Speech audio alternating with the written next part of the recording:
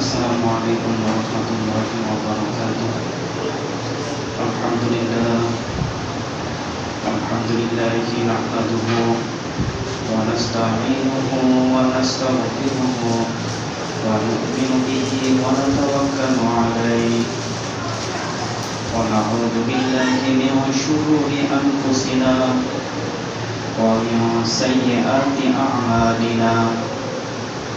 من يهد الله فلا مضل له ومن يضلله فلا هادي له ونشهد أن لا إله إلا الله وحده لا شريك له ونشهد أن سيدنا ونبينا ومولانا محمدا عبده ورسوله أرسله بالحق بشيرا ونذيرا بين يدي الساعة.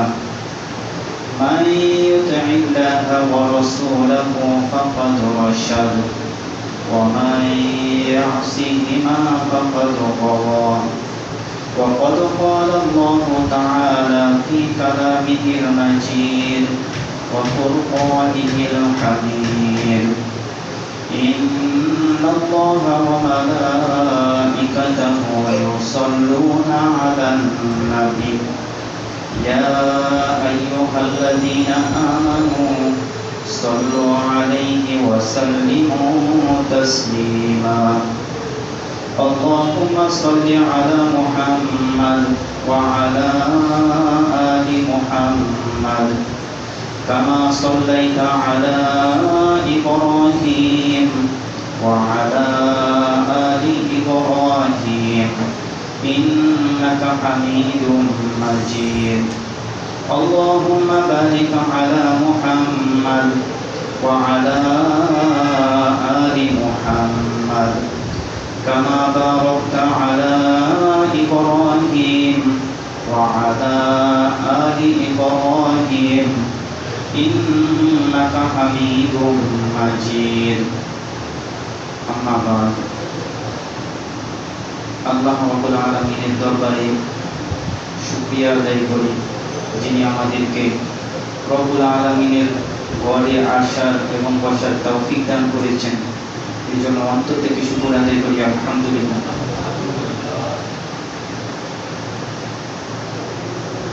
রাসূলুল্লাহ সাল্লাল্লাহু আলাইহি ওয়াসাল্লাম বলেন যে মাজলিসে পবিত্র কুরআনের আলোচনা হয় এবং সে আয়াত বুঝাইয়া দেওয়া হয়, সেই মাজলিসের চতুর্পাশে ফেরেশতাদের একদল থাকে, তারা বেষ্টন করে রাখে। সুবহানাল্লাহ। তো আমরা ওই রকম একটা মাজলিসে উপস্থিত আছি। আল্লাহ রাব্বুল আলামিনের পবিত্র কুরআনের আয়াত শোনার জন্য এবং আমল করার জন্য এসেছি।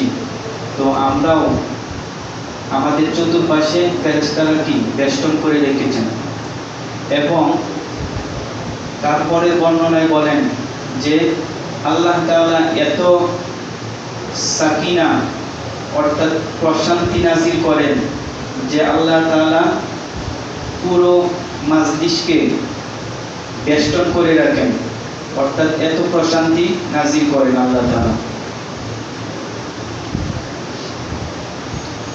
এবং এই মাজলিসটার ব্যাপারে আল্লাহ তাআলার দরবারেও কি আলোচনা হয়।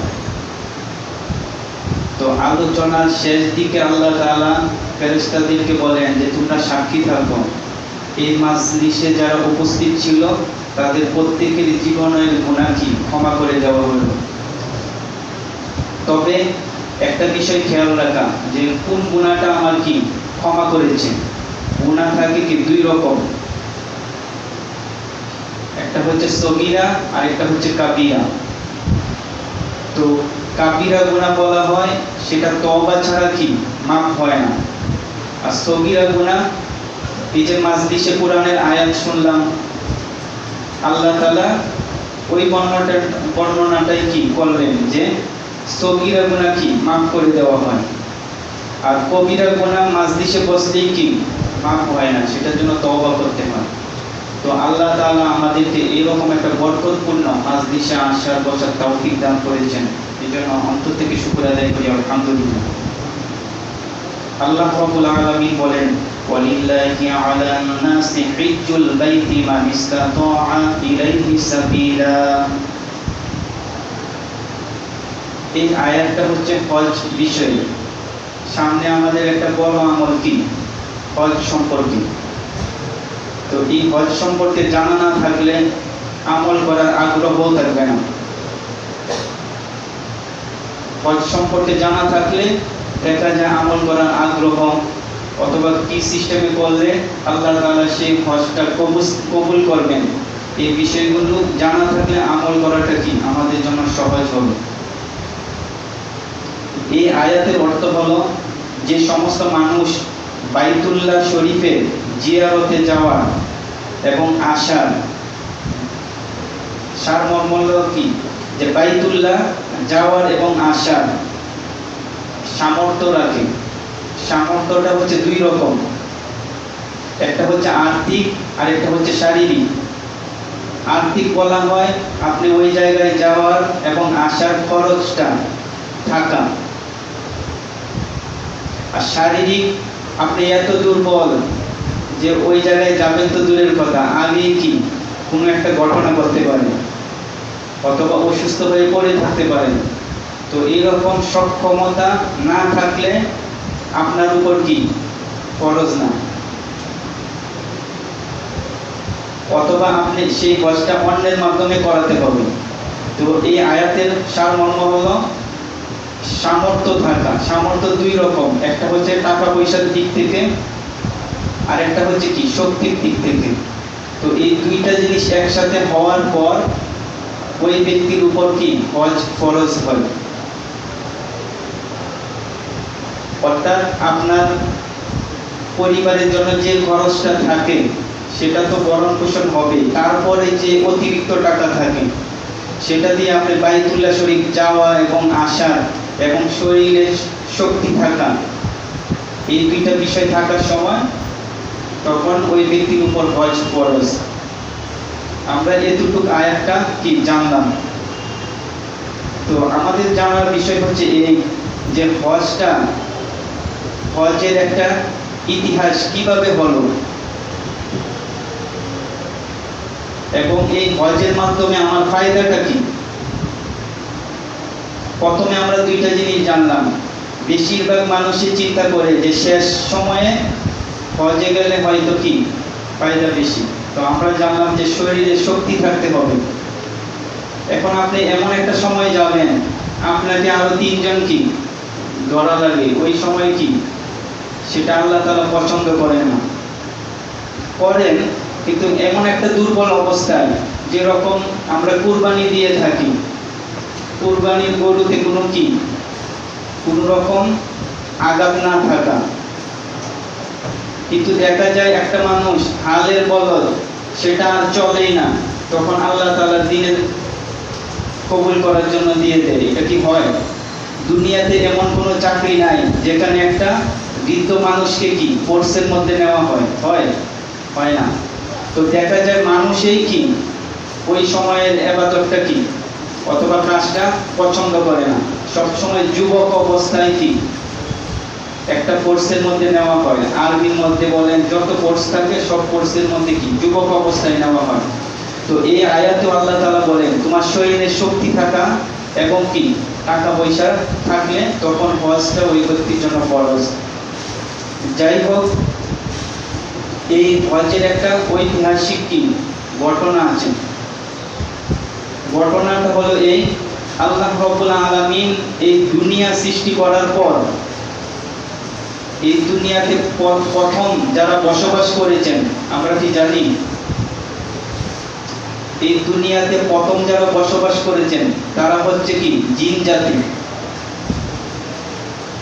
তো জিন জাতির তাদের চরিত্র এমন ছিল যে তারা সবসময় কি দাঙ্গা হাঙ্গামা, মারামারি,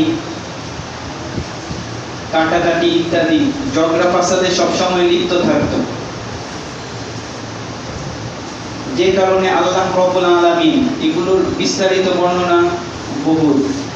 তো এই জন্য হালকা একটু বোঝার জন্য আপনাদের সামনে তুলে ধরলাম যে জিন জাতিরা একসময় মারামারি, দাঙ্গা হাঙ্গামা, খুন খারাপি ইত্যাদি এমন অতিরিক্ত করত, যে কারণে আল্লাহ তাআলা ফেরেশতাদেরকে আদেশ করলেন যে তাদেরকে বনে জঙ্গলে তাড়িয়ে দেওয়ার জন্য। তো ওনারা তাই করলেন।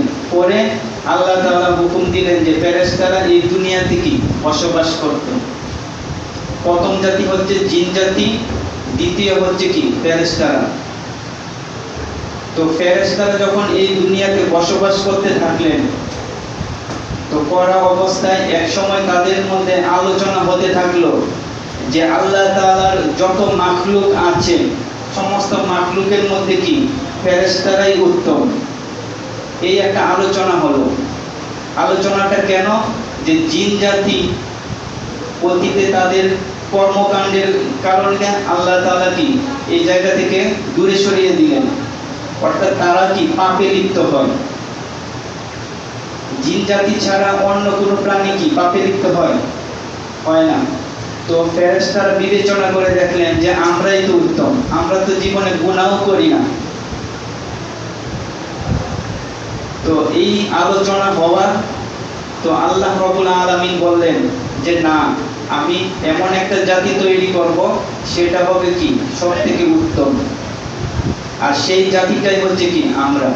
সুবহানাল্লাহ।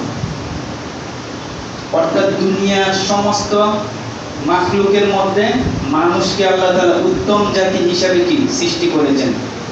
সুবহানাল্লাহ।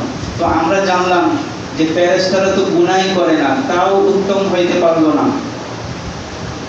আর আমরা যখনই ইচ্ছা তখনই গুনাহ করে থাকি, তাহলে আমরা কিভাবে উত্তম? এই বিষয়টা জানা দরকার কিনা? তো আল্লাহ রাব্বুল আলামিন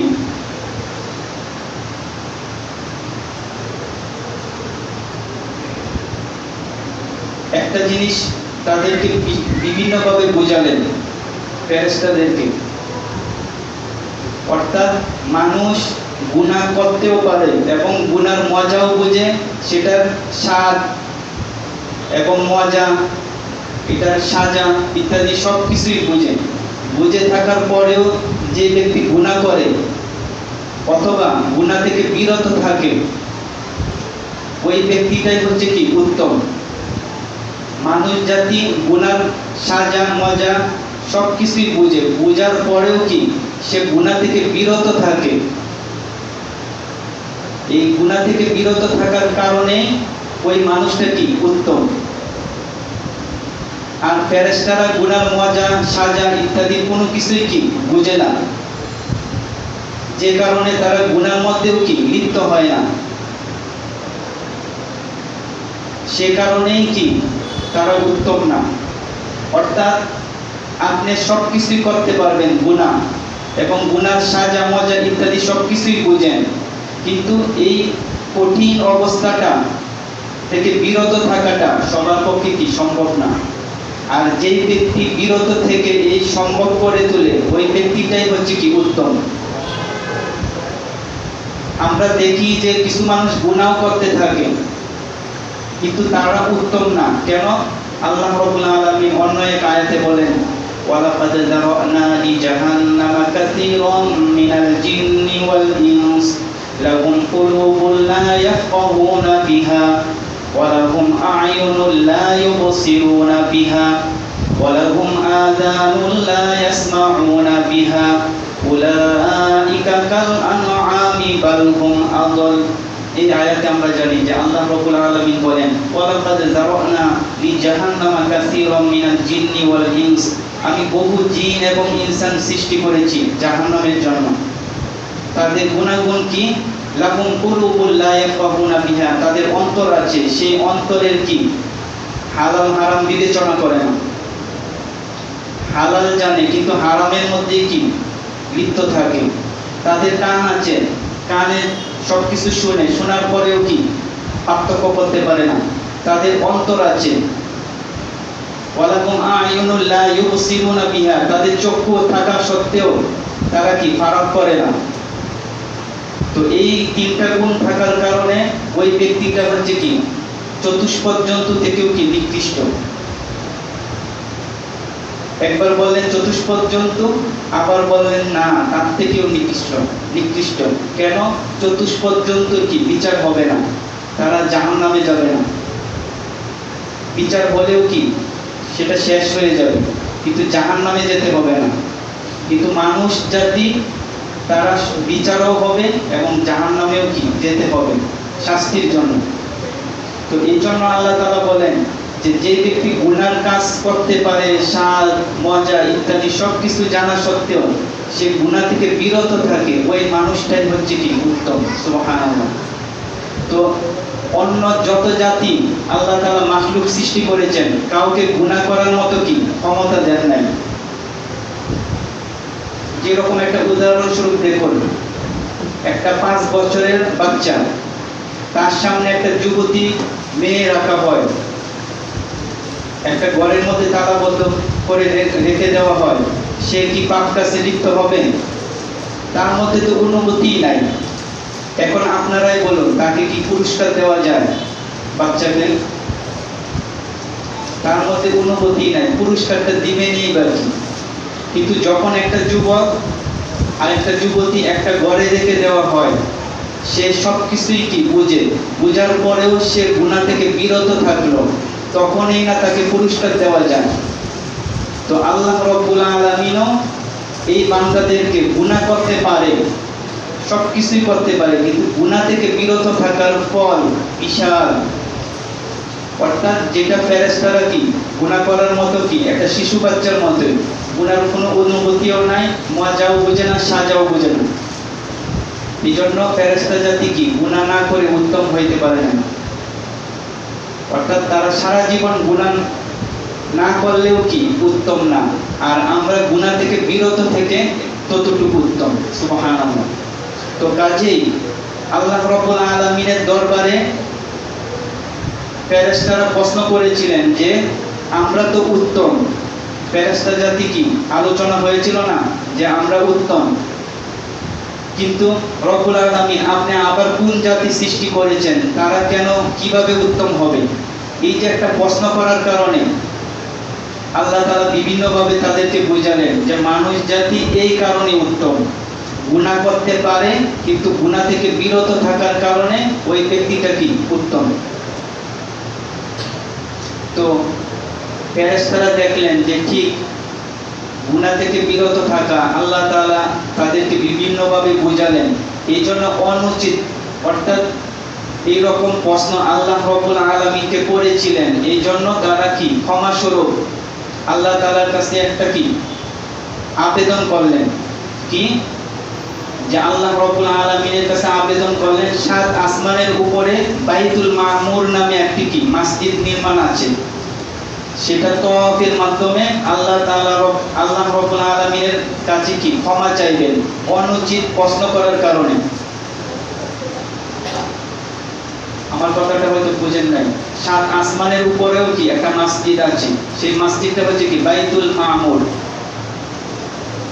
আর এই অনুচিত একটা প্রশ্ন করেছিল যে মানুষ জাতিকে কেন বানাবেন, এই প্রশ্নটা করার কারণে তারা আল্লাহ তাআলার কাছে আবেদন করলেন যে ওই মসজিদের তওয়াফের মাধ্যমে কি ক্ষমা চাইবেন। তো আল্লাহ রাব্বুল আলামিন বললেন তোমরা যে প্রশ্নটা করেছো এটা এড়ায়া যাওয়ার জন্য না, অর্থাৎ না জানা প্রশ্নটা কি জানার জন্য করেছো, এটা একটা গুনার কাজ না। যাই হোক, এই তওয়াফের মাধ্যমে আমি তোমাদেরকে কি এমনিতেই কি ক্ষমা করে দিলাম।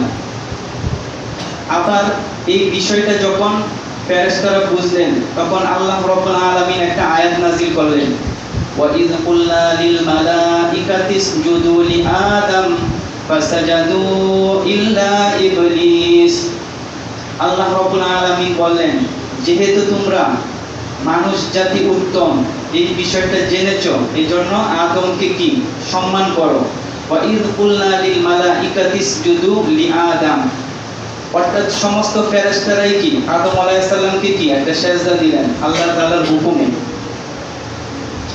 তাদের মধ্যে ইবলিসও ছিল। লিআদম ফাসাজাদু ইল্লা ইবলিস, কিন্তু ইবলিস কি সেই হুকুমটা পালন করে নাই। সে উল্টা প্রশ্ন করে বলল যে আসজুদু লিমান খালাকতা তিনা, রব্বুল আলামিন সে তো মাটির তৈরি, মাটি সব সময় অন্ধকার থাকে, আমি হচ্ছে আগুনের তৈরি, আমি সব সময় কি আলোকিত থাকি, তো এরকম একটা অনুত্তম জিনিসকে কেন আমি সাজদা দিব? আসজুদু লিমান খালাকতা তিনা। তো আল্লাহ রাব্বুল আলামিন এই অনুচিত একটা প্রশ্ন করার কারণে আল্লাহ তাআলা ইবলিসের ৮০,০০০ বছরের ইবাদত কি নষ্ট করে দিলেন। ইবলিস কত বছর ইবাদত করেছে? ৮০,০০০ বছর। যে কারণে আল্লাহ রাব্বুল আলামিন পুরা দুনিয়ার রাজত্ব ইবলিসকে দিয়েছিলেন। এত বছর ইবাদত করেছে, তার একটা ফলাফল থাকে না? তো আল্লাহ রাব্বুল আলামিন দুনিয়ার রাজত্ব করার জন্য তাকে একটা ক্ষমতা দিয়েছিলেন, এমনকি সে রাজত্ব করে বসবাস করত জান্নাতে। তো এরকম আল্লাহ তাআলা একটা হুকুম না মানার কারণে ৮০,০০০ বছরের ইবাদত এবং রাজত্ব জান্নাত থেকে কি বের করেও দিলেন। ফেরেশতারা প্রশ্ন করেছিল জানা অজানা বিষয়কে জানার জন্য, আর ইবলিস প্রশ্ন করেছিল সে জেনে শুনেই কি আল্লাহ তাআলার হুকুমটা অমান্য করা অথবা কি এড়ায় যাওয়ার জন্য। দেখলেন তো কতটুকু ক্ষতি। আমাদের কিছু মুসলমানও থাকে যে জিনিসটা তো জানে কিন্তু মানতে চায় না, বিষয়টা পাশ কাটানোর জন্য কি প্রশ্ন করে থাকে এরকম। তো ইবলিসের মতো প্রশ্ন হলে দেখা যায় আমাদের মারাত্মক ক্ষতি। ইবলিসের এক প্রশ্নে ৮০,০০০ বছরের ইবাদত নষ্ট। আমরা তো ৮০,০০০ বছর ইবাদত করতেও পারি না। তো কাজেই আল্লাহ রাব্বুল আলামিন এতটুকু বিষয় যে আমরা জানলাম যে ইবলিস কেন বিতাড়িত হলেন, আল্লাহ তাআলার একটা হুকুম অমান্য করার কারণে।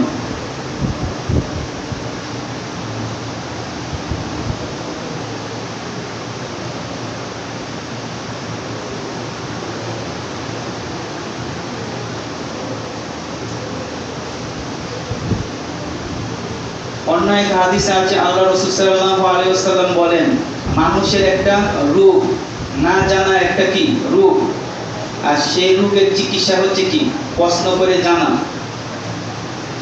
অর্থাৎ না জানা, অথবা আপনি যে ইবাদত করছেন সেই ইবাদতের বহু কিছুই কি আপনি জানেন না। আমরা দেখি যে স্কুল কলেজ যে একটা বছর সময় দেওয়ার পর একটা কি সার্টিফিকেট দেয় যে এই বাচ্চাটা এই ক্লাস উত্তীর্ণ হয়ে উপরে ক্লাসে গিয়েছে। কিন্তু আপনি যে ইবাদত করেন, যে সূরাতুল ফাতিহা অথবা অন্য সূরা অথবা দোয়াগুলো পড়েন, কারো কাছে কি যাচাই করেছেন এটা হয় কি না? দেখা যায় আমরা বেশিরভাগ নিজের মতোই কি ইবাদত করি। তো এই ইবাদতটা যদি সুন্দর না হয় তাহলে আমার কি ফলাফলটাও কি কম আসতে পারে কি না? দেখা যায় যে প্রশ্নটা দিল সেই প্রশ্নের উত্তরটাই আপনি সুন্দর করে দিলেন না, তাহলে ফলাফলটাও কি কেমন আসে? এই জন্য আমরা চেষ্টা করব ফরজ নামাজের 4টা মাত্র কি সূরা পড়লেও কি আপনার ফরজ নামাজের প্রতিটা রাকাতেই কি সহিহ হবে। তো আল্লাহ তাআলা আমাদের জীবনে 70 বছর অথবা 80 বছর ইবাদত করব, আমার সূরা কেরাতেই কি অশুদ্ধ, তাহলে কিন্তু আমি কি ফলাফলটাও ক্ষতিকারক হইতে পারে। আল্লাহ তাআলা আমাদেরকে সহিভাবে আমল করার তৌফিক দান করুন।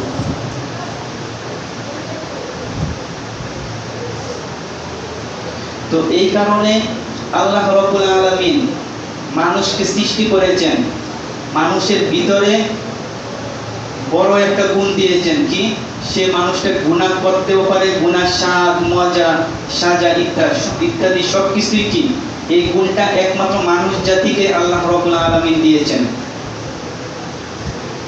তো আল্লাহ রাব্বুল আলামিন ফেরেশতাদেরকে হুকুম করলেন, আদম আলাইহিস সালামকে এখনো কি দুনিয়াতে পাঠান নাই, না পাঠিয়ে আল্লাহ রাব্বুল আলামিন ফেরেশতাদেরকে হুকুম করলেন বাইতুল মামুরের বরাবর নিচে কি কাবা ঘর নির্মাণ করার জন্য। এখন প্রশ্ন হলো সেই কাবা ঘর নির্মাণ করলে কি ফায়দা অথবা কি কারণে? তো আল্লাহ তাআলা এই আয়াতে বলেন ইন্না আউওয়ালা বাইতিন ওযিআ লিন-নাস লাল্লাযী বিবাক্কাতা মুবারাকান ওয়া হুদাল লিল আলামিন। এই দুনিয়াতে সর্বপ্রথম ঘর হচ্ছে কি? কাবা ঘর। এর আগে কোনো ঘর কি নির্মাণ হয় নাই। আমরা আয়াতে পেলাম যে ইন্না আউওয়ালা, আউওয়ালুন শব্দের অর্থ হচ্ছে কি? প্রথম। বাইতি ওযিআ লিন-নাস, মানুষের জন্য বানানো হয়েছে। লাল্লাযী বিবাক্কাতা, বাক্কাতা বলা হয় কাবা শরীফ, অর্থাৎ মক্কাকে বলা হয় কি? লাল্লাযী বিবাক্কাতা। মক্কা শরীফে যে ঘরটা আমরা দেখি সেই ঘরটাই কি? দুনিয়ার প্রথম ঘর। সুবহানাল্লাহ। এখন এই ঘরটা করা হলো এই জন্য যে এই দুনিয়াটা হচ্ছে গুনার একটা জায়গা। দুনিয়া ছাড়া অর্থাৎ আপনি জাহান্নামে গিয়েও গুনাহ করতে পারবেন না, জান্নাতে গিয়েও গুনার সুযোগ নাই। এই দুনিয়াটা হচ্ছে কি? গুনার একটা জায়গা। আর দ্বিতীয়ত আল্লাহ রাব্বুল আলামিন মানুষের অন্তরে দুইটা জিনিস দিলেন, ফাআলহামাহা ফুজুরহা ওয়া তাকওয়াহা। আপনি ইচ্ছা করলে ভালোটাও করতে পারবেন, ইচ্ছা করলে মন্দটাও করতে পারবেন। ইচ্ছা করলে ভালোটা কিভাবে করবেন? যেরকম আপনার হাতে কি একটা মোবাইল, ইচ্ছা করলে কি ভেঙে দিতে পারবেন না, কিন্তু আপনি জানেন যে সেটা ভেঙে দিলে আপনারই ক্ষতি, সেই কারণে আপনি কোনোদিন উপর থেকেও কি নিচে ফেলান না, ক্ষতি হয়ে যাবে। আবার দেখা যায় ফাআলহামাহা ফুজুরহা, আপনি ইচ্ছা করলে কি পাপের কাজও করতে পারবেন। সেই গুণটা দিয়ে আল্লাহ তাআলা দুনিয়াতে পাঠিয়েছেন। এখন কথা হলো যে দুনিয়ার মানুষের প্রত্যেকের অন্তরে গুনার মজা, সাজা ইত্যাদি সবকিছুই কি ফিটিং করে দেওয়া হয়েছে। আবার দুনিয়াটাও গুনার একটা জায়গা। তো এই মানুষটা গুনার স্বাদ মজা বোঝার পরে গুনায় লিপ্ত হবে কিনা?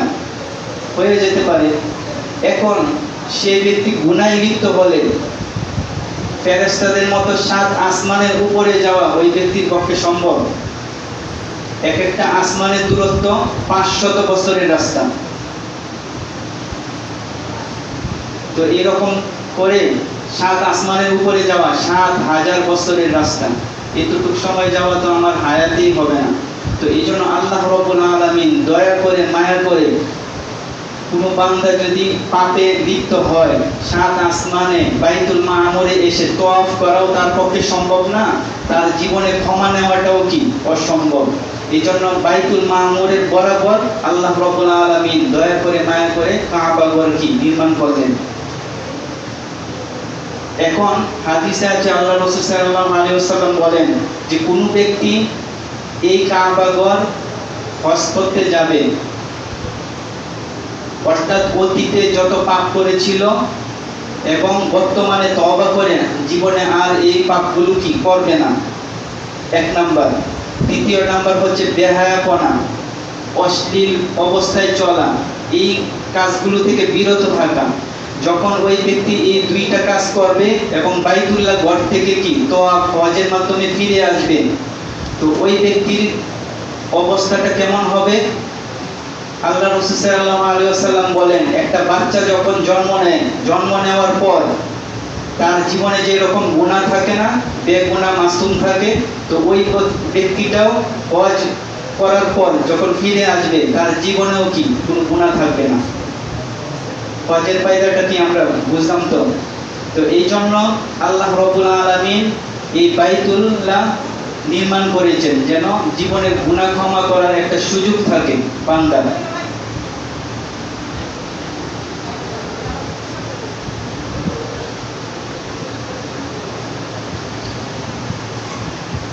এই জায়গায় আরেকটা বিষয় বোঝা দরকার যে গুনাহগুলো কি। গুনার অবস্থাটা প্রত্যেকেই বুঝি কম বেশি যে এটা হারাম, হারাম বিষয়ে কাজগুলো করাটাই হচ্ছে গুনাহ। ওই গুনাহ থেকে বিরত থাকা, অর্থাৎ তওবা করে আর কোনো সময় আমি এই গুনাহগুলো করব না। আর দ্বিতীয় হচ্ছে বেহায়াপনা। বেহায়াপনা বলা হয় যে একটা মানুষ নিজের স্ত্রী অথবা বোন অথবা মেয়েকে বেপরদা অবস্থায় অন্য পুরুষকে দেখার সুযোগ করে দেওয়া। এটা কে করলো বলেন? অর্থাৎ বাবা যদি অথবা স্বামী যদি তার স্ত্রীকে বেপরদা অবস্থায় চলায়, এটা কি অন্য পুরুষ বাধ্য করলো? সেটা তো স্বামী নিজেই করলো। তো হাদিসে আছে ওই মানুষটাই হচ্ছে কি বেহায়াপনার মধ্যে লিপ্ত। অর্থাৎ পর্দা করাটাও কি ফরজ।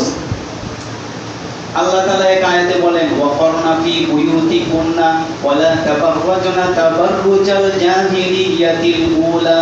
এক আয়াতে আল্লাহ তাআলা নিজে ইরশাদ করেন যে আপনার স্ত্রী অর্থাৎ নবী সাল্লাল্লাহু আলাইহি ওয়াসাল্লামকে বলেন আপনার স্ত্রীরা জাহেল অথবা মূর্খ বেদিনের মতো বেপরদা অবস্থায় যেন না চলে।